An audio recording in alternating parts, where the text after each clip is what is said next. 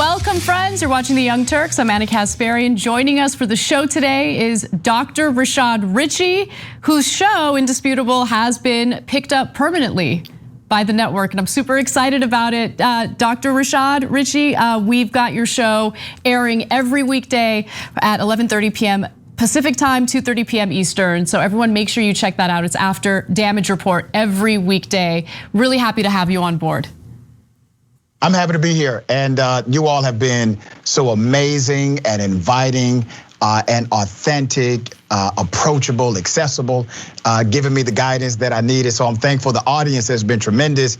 The team, the producers, Brett, Judith, everybody. It's just been a lovely, lovely combination. And I thank all of the sentiment you just shared. I share that back to you. Thank you. That's awesome. And I'm really excited to do the whole show with you today. We've got some pretty great topics. We're gonna talk about the fact that a lot of people who lost their jobs during the pandemic are unlikely to get those jobs back. And it's because these corporations are now starting to rely more and more on free labor. We'll get to that in a little bit. And then in the second hour, we'll discuss Charlie Kirk spreading some of the most outrageous disinformation in regard to the COVID vaccine, alleging that it's killed millions of people when there's absolutely no evidence of that whatsoever. But we'll unpack that story and more. But as always, just wanted to encourage you guys to like and share the stream, help spread the word about TYT and the programming that we do here. And maybe even smash that join button if you're not a TYT member. Today's bonus episode will be a great one. I wanna, get to know Dr. Richey a little more. And we also have a story about creepy behavior by the Catholic Church in essentially stalking, one of their pastors to figure out whether or not he's living the life that they approve of. So we'll get to that later for our members. You can become a member either by clicking on that join button or going to tyt.com/join. Now let's get to our first story. The hotel industry is thinking about essentially doing away with many of the jobs that were cut during the coronavirus shutdowns. Now they're realizing that, hey, you know what? Maybe we can shift burdens onto our own customers and maybe cut some of our labor force, including people that we rely on to do the housekeeping in our establishments. Now, nearly half of the more than 1 million jobs cut in the lodging industry during the pandemic have yet to be recovered, and that's according to the Bureau of Labor Statistics. And the recovery has been uneven, with resort markets bouncing back more quickly than cities which rely on business travel and large conventions or conferences that have not yet returned. Now, what they're specifically looking at is kind of changing the business model from providing housekeeping on a daily basis to basically making the customers decide and opt in on those types of services. But it gets even worse than that. Now, some hotels say they want to make permanent changes that were instituted during the pandemic, like offering daily house cleaning only upon request and adding options like mobile or contactless check-in. Guests, they say, don't miss the old ways, and the changes would let them reduce costs. And the scariest part about all of this, other than the fact that workers are not going to be able to get their jobs back, is the fact that the hotel industry is now starting to think of lodging the same way that the airline industry thinks of flights. Oh, you want a little bit of comfort? Well, we're not gonna give that to you. You need to opt in and we're gonna charge you extra. Chris Nassetta, who's the CEO of Hilton, said, quote, "The work we're doing right now in every one of our brands is about creating more labor efficiencies," it's a nice euphemism there, "particularly in the areas of housekeeping, food, and beverage and other areas. When we get out of the crisis, those businesses will be higher margin and require less labor than they did pre-COVID." So they're shifting additional costs onto customers. They're cutting their labor force and essentially thinking about making people opt in for the services that were previously provided prior to the pandemic. And Dr. Rashad Richey, I'd love to hear what you think about this. Are you looking forward to hotels operating much like airlines do? I'm looking forward to boycotting them. You see, there's a way to fight this, right? So naturally, capitalism is doing exactly what capitalism is designed to do. And that is to respect their bottom line more so than their human capital. So that's what's really happening. And there's a way to fight back through information like what you're doing right now, through connection to others who are in cahoots with them by saying we're not going to tolerate this. We will withdraw our support of these kinds of hotels engaged in this practice. I guarantee you they will snap back right if you have a massive enough movement. Now, when you look at the human side of this, and that's one thing about policy. Policy should always lead with a human side first. You have individuals who have been working in the industry for 15 to 20 years. They were laid off because of COVID. They expected to get their jobs back once the economy started to bounce back. And now they're being told no. They're being told that your services are no longer available. Well, those people are connected to families. Mm-hmm. Those individuals are connected to children.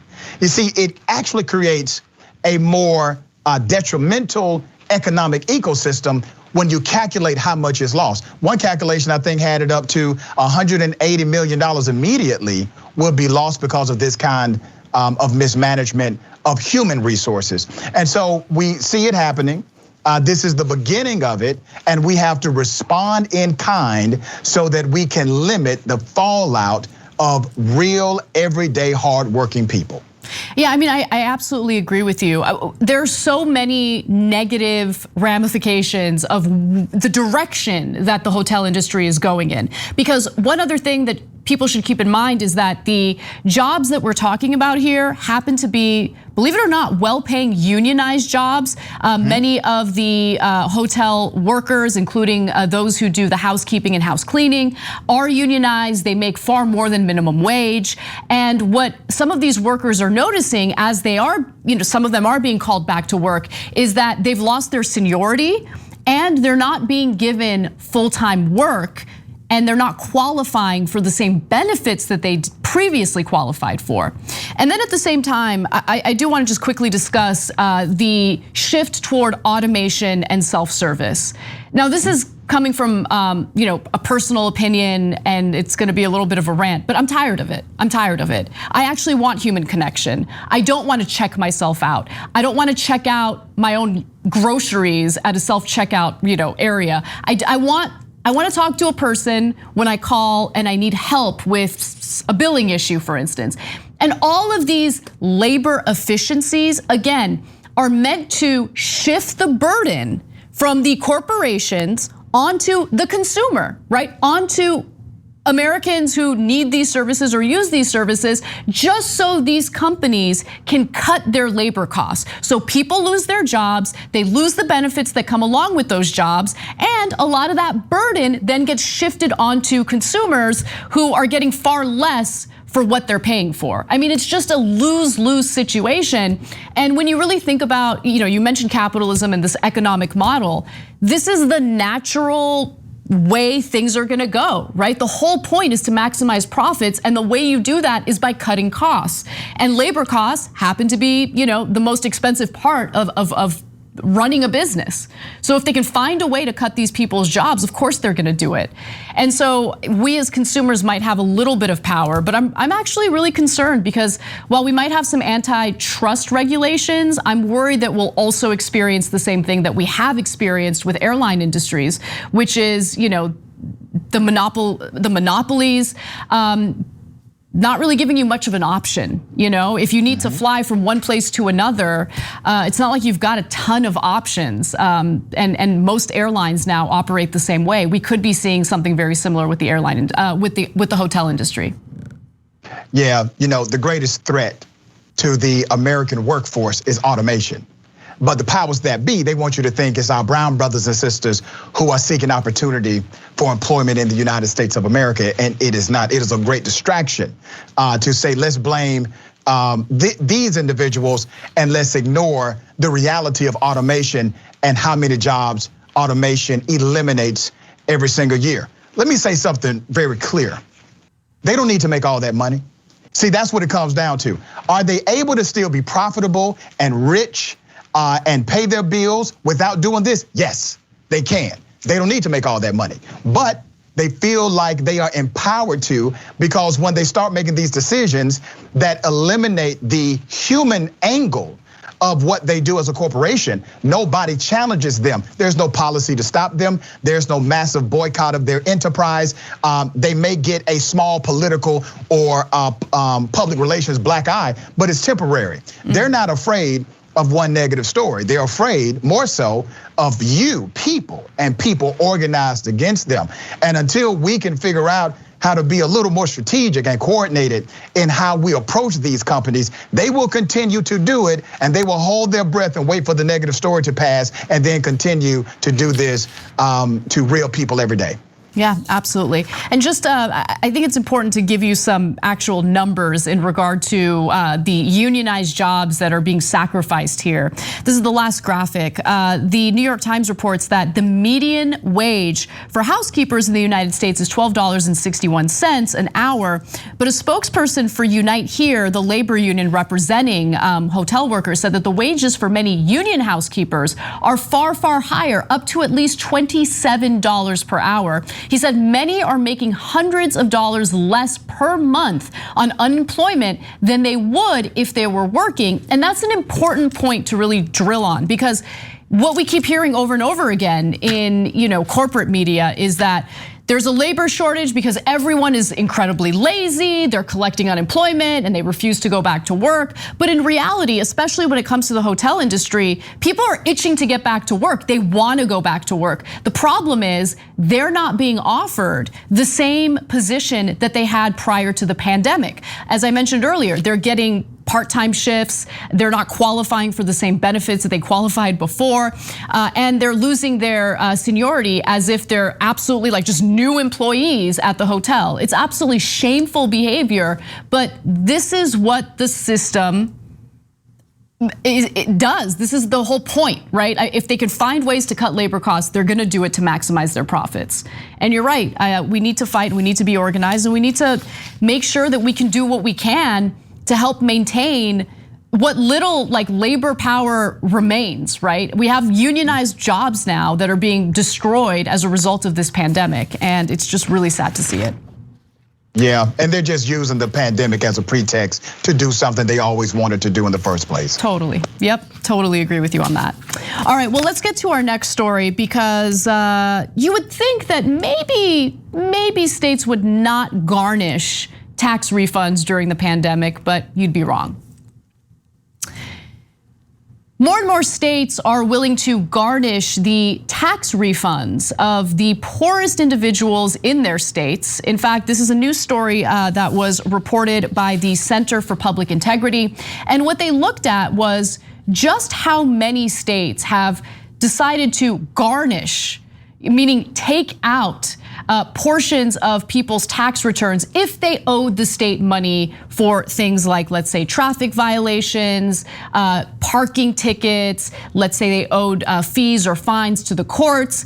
Well, this is an easy way to make sure that people pay for it. If they're getting a tax refund, why not just garnish that to ensure that people pay? Now, this is an issue because if you look at a lot of these fees as they stand, even without putting the pandemic into the equation, these are usually regressive taxes, right? Oftentimes, states will make up for lost revenue because they refuse to ensure that wealthy people in their state pay their taxes by implementing all sorts of fees and fines. They'll put out more traffic tickets, more parking tickets, things like that.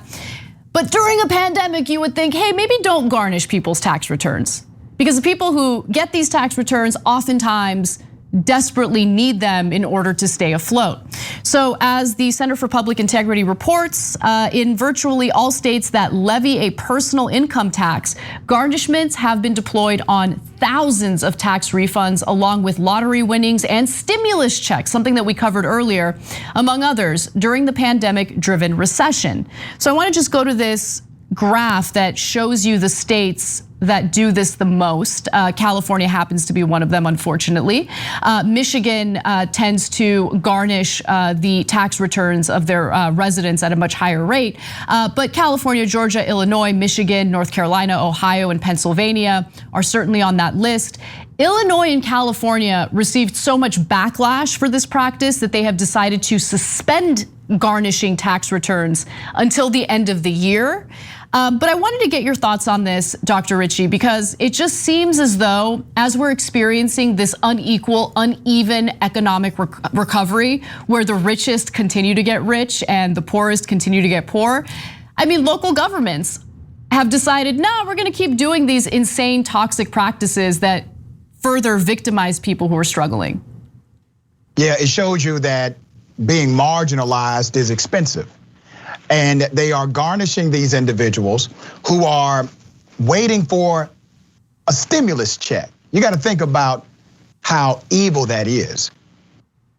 We're in the middle of a pandemic. That stimulus check had a function, had a purpose. You mean to tell me you're going to garnish this money because you don't have the political fortitude to collect taxes from the rich influencers in your state? And let's be very clear. The reason why California and other states decided to do an about face, and some other state comptrollers have decided to make a preemptive rule and not collect during this time, is because it is a political issue. And if you have the political will, you can do the right thing. This is not an issue that will determine the ability of the state to pay its bills. You see, they're not in a scenario where they can't pay bills in the state that's doing this. So this is not a financial issue. This is not based on the economy. This is all based on the political leaders who are in power, who are in charge. And they are willing to dump on the poor, to ignore the wealthy, and to make this political decision. So big ups to others who have decided not to do this. And I'm thankful for states that decided to stop doing it, but it shows you the nature of it was never economic, it was all political. Yeah, I mean, in California specifically, in 1978, there was a ballot initiative that unfortunately passed, Prop 13. And what it did was limit the property taxes to about 1% of the cash value of the home. And so what that did was it just defunded the education system, the LAUSD in particular in California. And we started to see this emergence or this increase in various fines and fees. I mean, when you look at some of the regressive taxes that are implemented in various states, I mean, in California, you also have a sales tax, right? And sales taxes happen to be the same percentage regardless of what your income is. All of these regressive taxes end up hurting low income earners the most. And to add insult to injury, if they happen to get into any type of issue, whether it be some sort of fine, right, for a violation, a parking violation, traffic violation, whatever it is, there should be another option, right, for people who might not have the means to pay for that kind of violation, whether it's community service or something like that, to give them an option to do, what's right, to make their mistake right, I guess, for lack of a better word, but to force them to pay. I mean, in California, you get a speeding ticket, for instance. You're talking about $500 minimum out of pocket to deal with that speeding ticket. And that doesn't even include the trouble you're gonna have to go through with car insurance, which is also gonna go up with the premium as a result of that traffic violation. But there was a significant increase in those types of fines and violations following the passage of Prop 13. And it's just, we're seeing it play out on a yearly basis, but during a pandemic, it's just particularly disgusting. It really is. Yeah, and another great irony is that some of these individuals under this garnishment order, they would literally have their license suspended if they did not pay the particular tax. So you got to think about the ridiculousness of that. You mean to tell me that a person who already cannot pay the fee, you are trying to garnish and you can't get the garnishment for the fee they may owe or the tax they may owe? Your obligation now as a governmental entity is to suspend their means to even pay the bills that they have to pay right now by taking away their license. How is that a solution? How is that a remedy? That provides an additional problem for the person who's already suffering tremendously. Yeah, absolutely. A few other examples. So last year, before California decided to suspend this practice, you had 7 of the most populous states in the country: California, Georgia, Illinois, Michigan, North Carolina, Ohio, and Pennsylvania, collecting more than $728 million combined from state tax refunds. And then you've got Michigan, which collected $136.5 million in 2020. They had the highest garnishment rate of $13,546 per 1,000 residents, followed by Ohio, which collected $10,161 per 1,000 residents. So we're talking about garnishments that are crippling for low-income earners. And if you look at the data that was provided by the Center for Public Integrity, of course, the main targets happen to be people of color and those on the lowest end of the economic ladder. So luckily you have 2 states that have decided to suspend this practice, but like we've always mentioned in other fixes, it's like a Band-Aid on a gushing wound. I think the overall issue of not giving people another option to having to pay these fines is a real issue, is a real problem.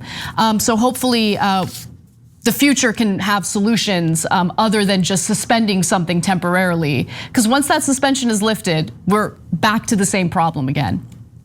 All right, we gotta take a, go ahead. No, that was it. I'm just agreeing with you, sister, 100%. Awesome, okay. So we're gonna take a quick break. When we come back, the investigation into the Capitol riots is so insanely politicized that honestly at this point, all I can do is roll my eyes at every single part of it, but we'll break it down for you. We'll give you the details when we return.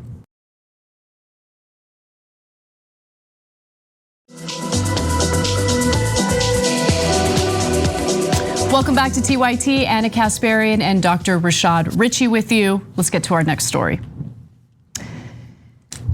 I'm not gonna lie, I'm getting pretty tired of this topic. It gets brought up every single day. Oh, we got House Minority Leader Kevin McCarthy unwilling to play along with what's necessary to form a committee to investigate the riots that took place in the nation's capital on January 6th.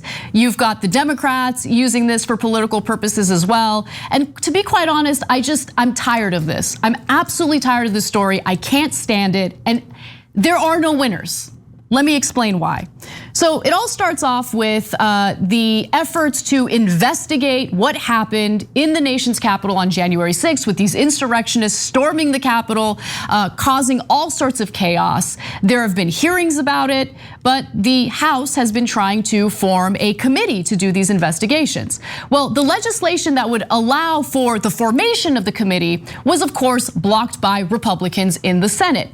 Then House Speaker Nancy Pelosi decided, okay, then I'm gonna unilaterally form what's referred to as a select committee. We wouldn't need to get this passed in the Senate, but I wanna be fair. I want this to be bipartisan. And so she named her appointees to this committee. Liz Cheney happened to be one of those appointees. Liz Cheney, a Republican who, for the most part, I can't stand, does in fact want to investigate what happened and finds Donald Trump's behavior unconscionable. So that's good news. But then Kevin McCarthy, who was given an opportunity to appoint his own members, Republican members, to this select committee, first said he had no interest. Now all of a sudden has some interest and decides to appoint, of course, what would you expect, the worst people. So Speaker Nancy Pelosi said that she would actually reject 2 of the 5 Republican nominees to the panel, Representatives Jim Banks and Jim Jordan, obviously Trump loyalists. Both are among the most staunch defenders of Donald Trump and deny his role in instigating the attack. And Pelosi, fueled by objections from within her caucus, accused the pair of threatening the integrity of the coming investigation. So, of course, House Minority Leader Kevin McCarthy was upset about this and decided to take his ball and go home. He also spoke to the press about it. Let's hear what he had to say. Pelosi has created a sham process. Unless Speaker Pelosi reverses course and seats all 5 Republicans, we will not participate. But we think it's too important that those 2 questions, why were we ill prepared? Why did they know on December 14th Why would they jeopardize the lives of the Capitol Police? We will run our own investigation. Dr. Ritchie, what does that even mean? We will run our own investigation. I mean, we're talking about people who have less interest in the insurrectionists and want to actually investigate Antifa and Black Lives Matter. That's where their focus is at. McCarthy is a clown and a half, yes. Number one. Yes. But let's be very clear also about this whole process with the select committee. Both sides are playing politics here. Yes. And they will utilize the politics for their own agenda rather than for the truth of what really went down. And it will be politicized. Now, just because something will be politicized does not mean it is inherently political. The attack on the US Capitol was not political, or politicized it is, but it was not political in the sense of Democrats, Republicans. We know exactly what happened. Those were terrorists. They were domestic terrorists. Democrats should agree to that. Republicans should agree to that. But Republicans initially wanted to politicize it, blame it on other factions that weren't even responsible. And here's where we are now. They had an opportunity, Anna. They had a real opportunity for a bipartisan commission. McConnell said no. They said no to that. You don't get more bipartisan than what was on the table initially. Still, it would be a bunch of corporate Democrats and good old boy Republicans part of that committee, but at least you had an opportunity to have this commission. This was McCarthy's plan from the beginning, but Pelosi knew this. Pelosi was well aware of the political creature he is also. He wanted to appoint a guy who may be a material witness. Who the hell does that? You want that person to be part of the committee and he's a material witness to what went down, and then another guy openly discredits the entire investigation, and you want him to be in charge of it? So you already knew what was coming down. Yeah, no, you're absolutely right. And I think it's important to focus on how the very formation of this select committee has become so politicized that I feel like the very point of doing this is kind of lost in the back and forth. Now, Kevin McCarthy was also, talking to his colleagues about how to proceed. And as I mentioned earlier, he's taken his ball and going home. But prior to making that decision, McCarthy called a private meeting with all 5 of his nominees of the select committee, emerging shortly after with an ultimatum to Pelosi: keep Banks and Jordan on board, or all of the Republican picks would walk away. And guess what? Pelosi would not budge. And now the GOP is accusing her of insane things. So for instance, as I mentioned earlier, they want to investigate Black Lives Matter. They want to investigate Antifa. They want to deflect from the actual topic at hand, which is Trump supporters storming the nation's Capitol on January 6th. That's what they don't want to focus on that. And they know that it could be a potential political liability during the midterm elections. Pelosi also knows that it could be a liability for the GOP, which is why, when we talk about her pursuing this as a political tactic, that's what I'm personally referring to, right? She knows that it could potentially hurt them, which is why the GOP is trying to deflect. Now, McCarthy also does not want to focus on his personal role in all of this, right? Meaning the conversation he had with Donald Trump on the phone as the insurrection was taking place. In fact, reporters asked him about it during that press conference. Let's hear what he had to say. On May 20th in this room, I think you told us that you were prepared to testify about your conversation with President Trump on the afternoon of January 6th. Do you still stand by that? Are you still prepared to testify about your conversation? My phone call is out there. The question is, you make a phone call after people are in the Capitol to advise the president of what's going on, doesn't get to the answer of why were we ill prepared. That's really playing politics, and it really shows that that's the issue that they want to go to, of where they want to drive. We want to get all the answers. No, they don't want to get all the answers. They have obstructed any effort in doing any type of decent investigation into this. They refuse to hold Donald Trump accountable for his own provocations and his own incitements prior to the Capitol riots taking place. And he says that his phone call is out there. No, there are allegations about what was said during that phone call, but the phone call is not out there. And I would love to hear him testify under oath about what really transpired during that call. And it's also important to keep in mind that McCarthy himself has certainly changed his tone in regard to Donald Trump's actions, from how he felt immediately after the riots to how he feels about it today. So let's just do a quick rewind. Here's House Minority Leader Kevin McCarthy talking about Donald Trump and what transpired that day, pretty soon after the Capitol riots. The president bears responsibility for Wednesday's attack on Congress by mob rioters. He should have immediately denounced the mob when he saw what was unfolding. These facts require immediate action by President Trump.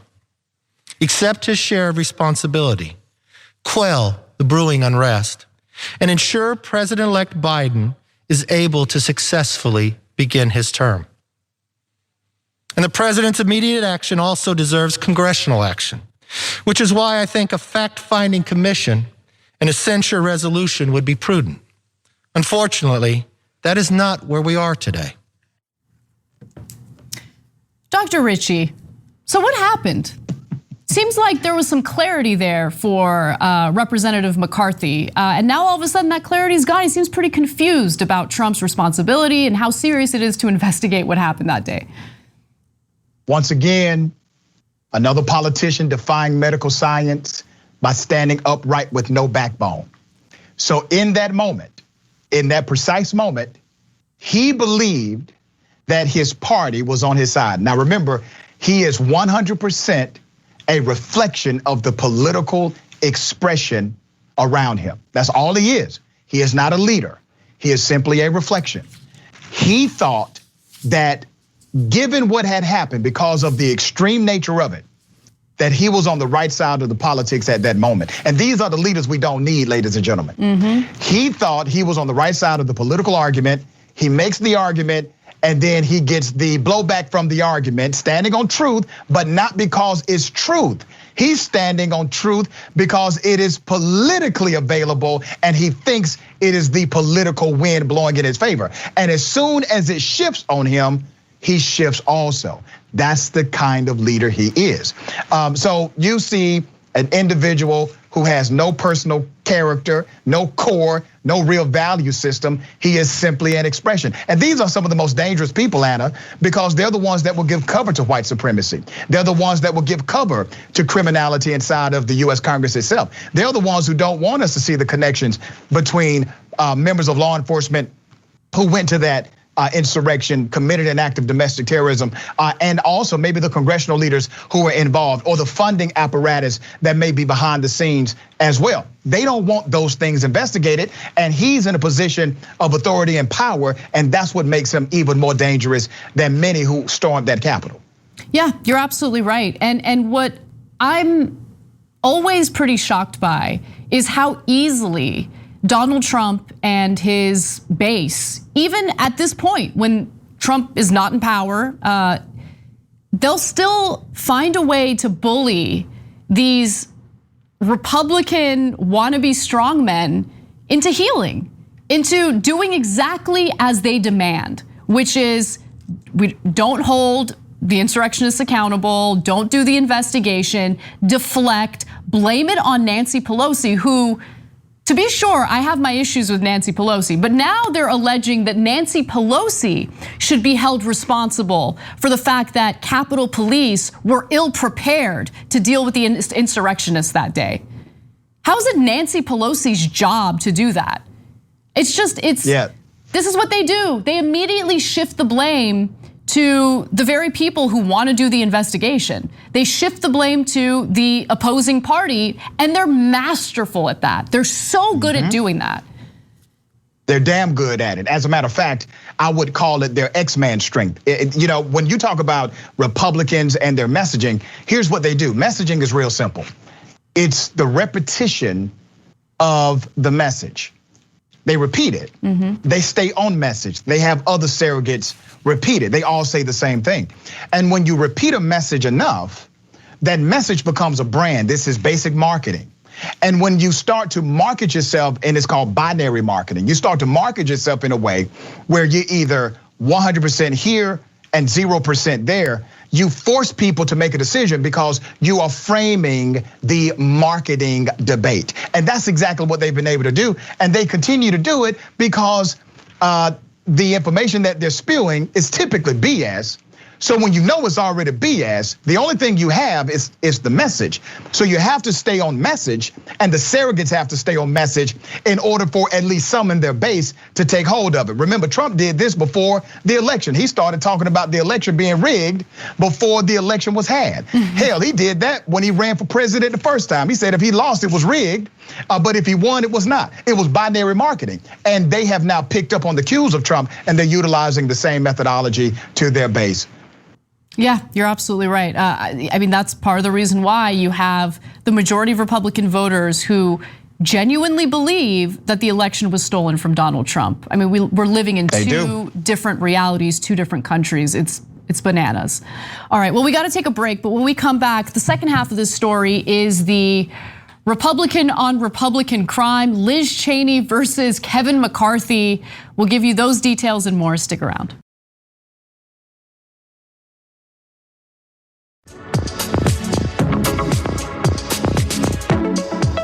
What's up, everyone? Welcome back to TYT. Anna Kasparian and Dr. Rashad Ritchie here with you.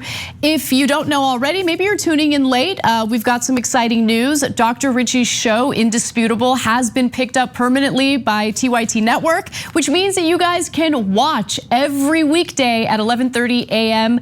Pacific, 2:30 p.m. Eastern. It airs right after Damage Report. We've got a network going on here, guys. We've got wonderful programming, and it's so good to have Dr. Ritchie with us. So if you've enjoyed the show, you can enjoy it indefinitely on TYT. All right, let's get to our next story because there's a different wrinkle to this whole select committee thing that I want to talk about.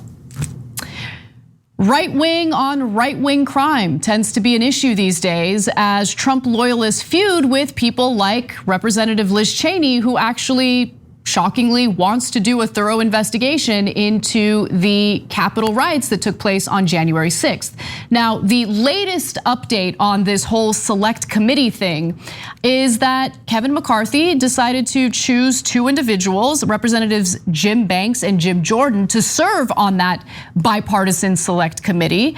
But the problem is, those are two people who are Trump loyalists and two people who are not gonna take this investigation as seriously as they should. So House Speaker Nancy Pelosi rejected them. Kevin McCarthy decided to take his ball and go home. And now Representative Liz Cheney, who has all sorts of issues, of course, has decided to go after McCarthy. Let's watch.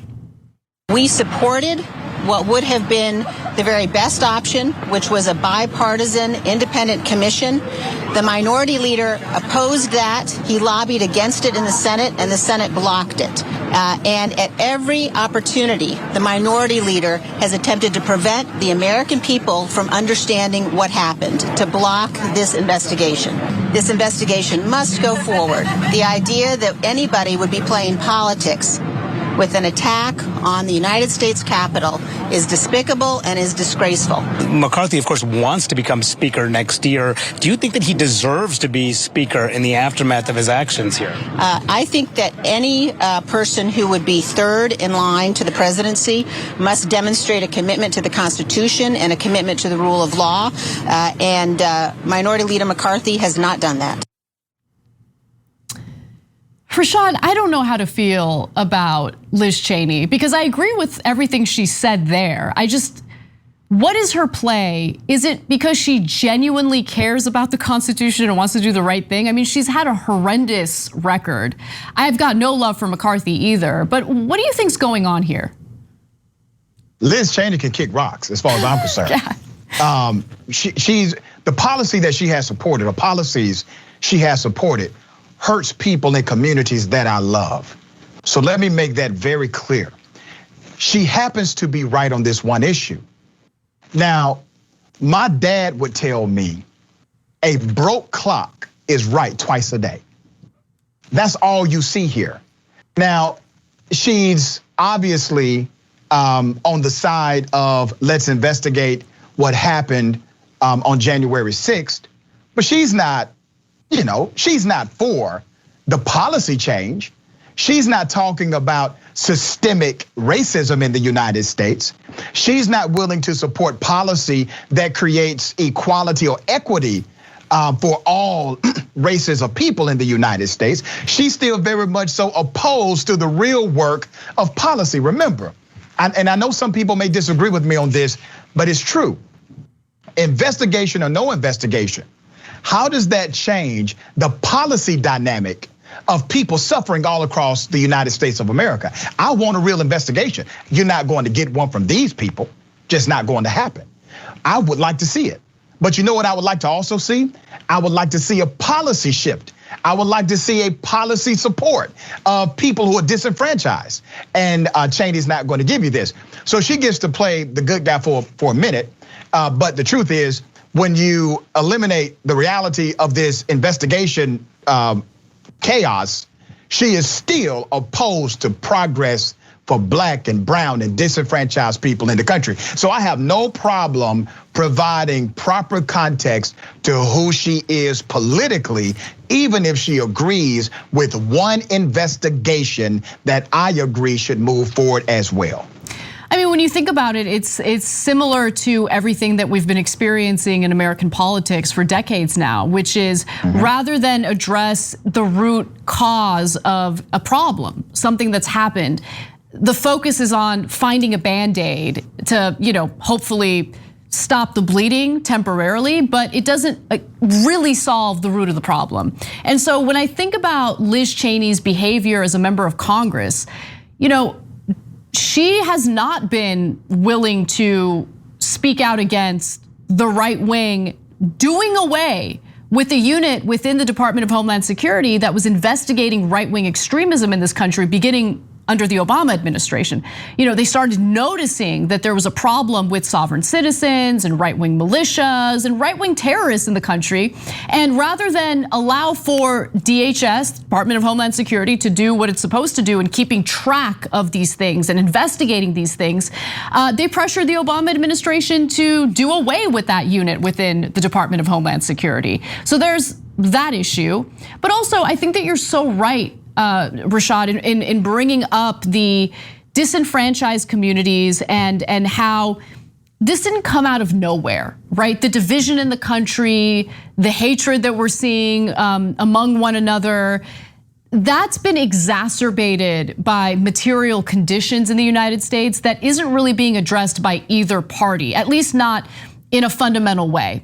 We do have some progressive members of Congress who do want to address those things in a fundamental way, who do want to do more than just throw money at these issues. They actually want systemic change. They want fundamental change to our economic system, to the way that we think about things like healthcare, for instance, just things that would fundamentally and materially improve people's lives. I think that's the best bet in regard to uniting Americans. But we're not really having a robust debate or conversation about that. Most of our robust debates and conversations have to do with, very clear political theater, in my opinion, right? Like, what can these lawmakers do to posture and give people the illusion of governing and working on their behalf? And it's frustrating. I think that's part of the reason why this particular story really gets under my skin, because it doesn't seem like this is really about an investigation or finding robust solutions to what we're experiencing in this country. It feels like this is all about political theater and posturing. That's all it is. And Anna, what you're feeling is the reality that this is all an ultimate game of one-upism. That's all it is. These individuals who are in charge of all of this rhetoric, holding the press conferences, saying what will and will not happen, they are some extreme political creatures. Their actions are well calculated, well choreographed, and then they bring you the piece that they want you to listen to, and that is it. Once again, we're failing to address the assault on basic history in the United States of America.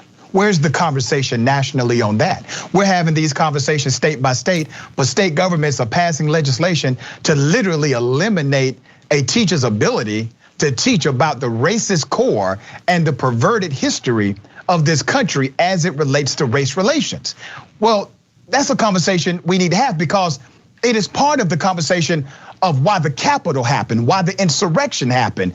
It is connected to the core of us giving a wink and a nod as a nation to white supremacy.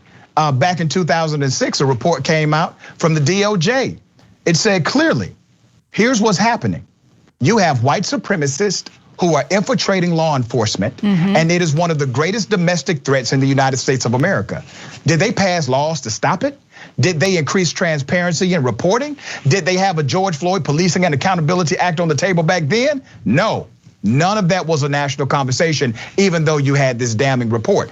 So while we can debate about the investigation, and like I said, I agree it needs to move forward, we're missing some of these other debates because of this shiny thing they've told us to pay attention to. Yes, absolutely. Couldn't agree more with you on that one. All right, well, let's move on to our next story because it's an update to something that did not sit well with me back then and certainly doesn't sit well with me now, but we've got more details about the investigation into Brett Kavanaugh, who at the time was not a Supreme Court justice. Unfortunately, he now is. So, if you suspected that the FBI investigation into Trump's Supreme Court nominee, Brett Kavanaugh, was a sham investigation, you'd be correct. Because new reporting by the New York Times indicates that the FBI and the whole process of the investigation was not only lacked the thorough nature necessary to do a real investigation, the important tips that came to the FBI were then transitioned over to the executive branch, which had no real interest in doing the investigation in the first place. So the FBI Assistant Director, Jill Tyson, said that the most relevant of the 4,500 tips that the agency received during an investigation into Kavanaugh's past were referred to White House lawyers in the Trump administration, whose handling of them remains unclear. Now, this was a letter that the FBI Assistant Director sent to Democratic members of the Senate who wanted some clarity about what really transpired during that investigation. For those of you who are wondering, wait, what was that investigation again? It was after a former classmate of Brett Kavanaugh's, Dr. Christine Blasey Ford, came forward with allegations of attempted rape. In fact, she testified about that under oath, and I want to remind you all about what she said. Early in the evening, I went up a very narrow set of stairs leading from the living room to a second floor to use the restroom. When I got to the top of the stairs, I was pushed from behind into a bedroom across from the bathroom. I couldn't see who pushed me. Brett and Mark came into the bedroom and locked the door behind them. There was music playing in the bedroom. It was turned up louder by either Brett or Mark once we were in the room. I was pushed onto the bed and Brett got on top of me. He began running his hands over my body and grinding into me. I yelled, hoping that someone downstairs might hear me, and I tried to get away from him, but his weight was heavy. Brett groped me and tried to take off my clothes. He had a hard time because he was very inebriated and because I was wearing a one-piece bathing suit underneath my clothing. I believed he was going to rape me. I tried to yell for help. When I did, Brett put his hand over my mouth to stop me from yelling. This is what terrified me the most and has had the most lasting impact on my life. It was hard for me to breathe, and I thought that Brett was accidentally going to kill me. She managed to escape, but her testimony before the Senate Judiciary Committee was so compelling that a Republican senator, Jeff Flake, called for an investigation. Watch. I think it would be proper to delay the floor vote for up to, but not more than 1 week, in order to let the FBI continue to do an investigation limited in time and scope to the current allegations that are there, and limited in time to no more than 1 week. And I will vote to advance the bill to the floor with that understanding. So what Senator Flake was calling for there wasn't even, in my opinion, enough, right? He was calling for a limited investigation, 1 week long, which I'd argue isn't enough time to do an investigation. But the FBI wrapped it up within a week. It wasn't even a full week of investigation. And now we're learning more details. For instance, the agency was conducting a background check rather than a criminal investigation, meaning that the authorities, policies, and procedures used to investigate criminal matters did not apply. And the investigation was fishy from the start. Here's more detail into it. The Trump White House carefully controlled the investigations into Kavanaugh's past. After Dr. Ford came forward, Trump's staff tried to limit the number of people the FBI interviewed as part of that probe. Only after an outcry from Democrats over the president's approach did the administration say the agency could conduct a more open investigation. But ultimately, only 10 witnesses were interviewed by the FBI. Dr. Ford and Kavanaugh themselves were never interviewed by the FBI. And also in a recent interview with the author Michael Wolff, Trump put his handling of Justice Kavanaugh into stark terms, asking, "Where would he be without me? I saved his life." Yeah, he helped Kavanaugh get confirmed into the Supreme Court, even though there were credible allegations of attempted rape against him, which were not thoroughly investigated. It's just, Dr. Ritchie, I want to bring you in. I want to hear your thoughts on all of this, because it's a story that's like kind of haunted me ever since it all took place. And now we're learning more details. And of course it was a sham investigation. Yeah, I remember reporting on this on my radio show. Her testimony was so compelling. She has tons of credibility. She had so much to lose. Getting involved in something like that when you are a career professional, when you have significant connections to your profession and the community, and you know how they have already demonized others that would dare tell the truth. Here's the greatest example you will find of white privilege in the United States. A man is still a Supreme Court justice. With credible allegations like this, it did not pause the Republicans. They did it in record time. How do you do that? And this is what I can't understand, Anna, and I really don't seek to understand it. I have a mama. I have aunties, I have sisters, I have a daughter. I don't care what my politics may be. If I hear this about someone who I'm in position to say they're going to become one of the most powerful people on the planet Earth, that has to give me pause just as a human being, but it gave them none.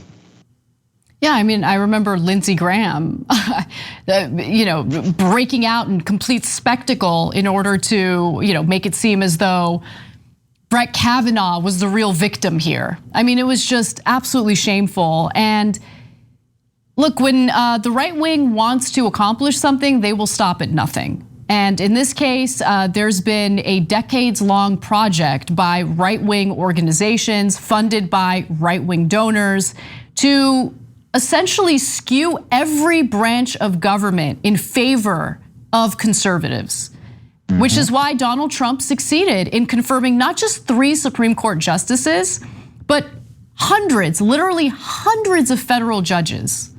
And we're gonna be feeling the ramifications of that for the rest of our lives, really. And so when we talk about strategic voting or electoral politics, as I've said a million times on this show, it is not the end all be all, and organizing, outside pressure, that's also an important part of this. Organized labor, that's an important part of this. But to pretend as though electoral politics means nothing, anyone who tries to convince you of that or persuade you of that wants your side to lose, period. These elections are important because while there are certainly many issues with the Democratic Party, I would argue I'd rather have a member of the Democratic Party nominating federal judges and Supreme Court justices as opposed to right-wingers who are doing so specifically to protect corporate interests and conservative values in this country. Yeah, I agree with you. And it's like this, Democrats don't do enough, but Republicans don't do a damn thing. So if you're in a framework where you have to make a decision with one or the other, be strategic about your decision, obviously, while at the same time pushing the overall agenda in the right direction. But you're right, Anna, there's so many individuals who will say, well, I don't participate in electoral politics because they're all corrupt, or none of them go far enough, or none of them really hold my agenda. Well, remember, you have to continue to push the agenda. This is chess, not checkers. And here's what I mean when I say that. In checkers, you're used to making a move in order to win or to take a piece off the board. In chess, each move is to position yourself for the ultimate move. And if we're not thinking in that context, if we're thinking that one move has to rule the board, rather than thinking that we are strategically moving various pieces at various times so that we can have the ultimate position in order to win this game, then we're failing at the game of politics. Absolutely. And as much as I hate to admit it, right-wing groups have been playing chess. They have been thinking strategically, and that's the reason why they've been able to win the courts. And it's really scary stuff when you think about, all the efforts and all the effort that needs to be put into various victories. Let's say something as important as Medicare for all, for instance. Medicare for all could be struck down by a conservative Supreme Court.